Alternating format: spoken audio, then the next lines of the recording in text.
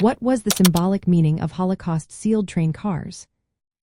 Imagine being packed into a small metal box with no space to move, no fresh air, and no idea where you're headed. That was the reality for many victims during the Holocaust. These sealed train cars were more than just transportation. They became powerful symbols of the brutal system used by the Nazi regime. They were originally built to carry goods and livestock, but the Nazis repurposed them to transport people under inhumane conditions. The overcrowded cars often held for more people than they were meant for, with victims packed in tightly for days. They had no windows, no sanitation, and little hope. These train cars connected ghettos and hiding places to concentration and extermination camps like Auschwitz.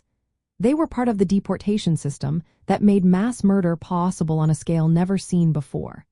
When the trains arrived at Auschwitz, the unloading ramp became a place where victims faced their fate. SS doctors performed selections, deciding who would be killed immediately and who would be sent for forced labor. The train cars at these sites symbolize the journey from life to death, a stark reminder of how normal transportation was turned into a tool of genocide. Memorials with original train cars serve as tangible reminders of this dark chapter. They help us understand how victims were deceived into believing they were being resettled, only to face extermination. The cars also stand for the industrialized approach to mass murder, where efficiency and bureaucracy were used to carry out genocide. They representing the destruction of entire communities and the loss of freedom for millions.